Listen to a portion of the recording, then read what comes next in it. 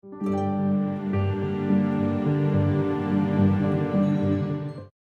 everybody, and welcome back for another deep dive. Today, we are going to get into something that might just change how you see those everyday good deeds. It might. We're talking about the unexpected links between altruism, arrogance, and, even that God complex you hear about. That's right. Those seemingly selfless acts you see every day. Right. Well, those can actually have some pretty fascinating and sometimes a little bit darker motivations lurking underneath. Exactly. So we are going to untangle all of that today for you guys. Yeah. And for anyone just tuning in for the first time, maybe, altruism, that's basically the idea of helping others without expecting anything back in return. Right, the Good Samaritan kind of thing. Right, the classic Good Samaritan. But as we'll see, it's not always that straightforward. So it really isn't. So let's kick things off. I actually came across this quote while I was prepping for a deep dive today, and it really got me thinking. It said, "Arrogant individuals, in exhibiting altruistic traits, help others to see themselves as superior because they believe helping others elevates their status." What do you think about that? You know, that quote really hits the nail on the head because it highlights this kind of underlying psychology behind certain types of altruism. Okay. So you have these people and they're engaging in these acts that on the surface look really selfless, right?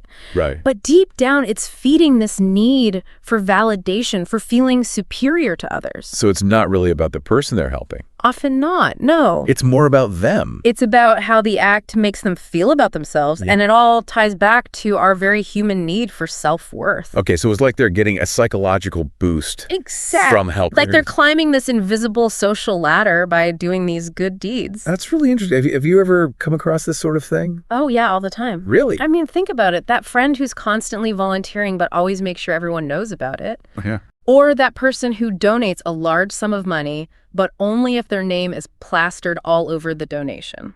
Okay, so that's less about altruism then. Right. It's more about ego. Yeah, and more about showing off. Exactly. It's like their altruism comes with a price tag. So we've talked about altruism with kind of like an ego boost. Right. But where does arrogance fit into all of this? Well, with arrogance, it goes beyond just wanting a pat on the back. Okay. It's about control. Control. Dominance, even. So arrogant altruism, it's very conditional. Conditional meaning. Meaning, I'll help you, but only if you do things my way. Oh, I get it. So it's not about genuine compassion. Not really. It's about power. Exactly. It's about being the one in charge, calling the shots. So like a classic example of that would be someone donating a ton of money to a charity, but only if they get to dictate exactly how that money is spent. Oh, wow. So their name's on the building. Their name's on the building. They get to control everything. Wow, that's a whole other level. And it makes you wonder, how can we as like everyday people tell the difference between genuine altruism and this kind of manipulative giving?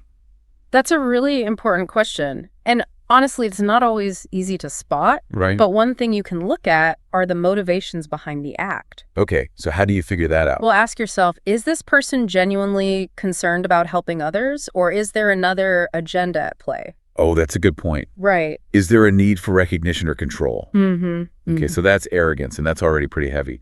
But then you have the God complex. Right. That's a whole other beast. And for anyone who needs a refresher, the God complex, that's basically this belief that you're infallible, right, that you have all the answers. You're always right. And that you need to control everything and everyone around you. Exactly. And it's surprisingly common, Literally. Especially among people in positions of power. So how does this God complex tie back into altruism? Well, people with a God complex often use helping as a way to assert their dominance. They position themselves as saviors, as the only ones who can fix things. So the only ones who can really help. Right. And this makes other people dependent on them. Dependent on them. Which further feeds their God complex. That's pretty messed up. It can be. And one of our sources actually said that.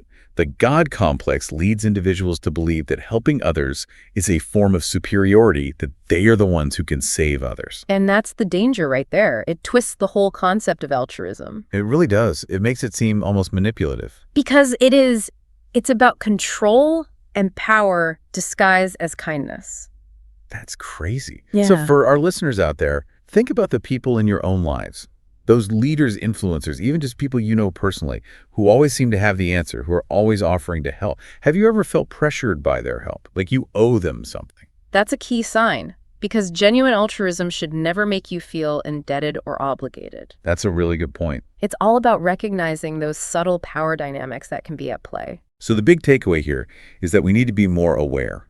Yes. We need to look beyond the surface of those good deeds. Because even the most seemingly selfless acts can have these hidden motivations. It's not about being cynical. Right. It's about protecting yourself. Exactly. It's about being informed and discerning. So the next time someone offers you their help, take a second to think about what's in it for them.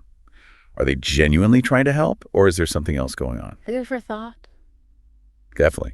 And that's it for our deep dive today. Hope you guys learned something new, and we'll catch you next time. See you then.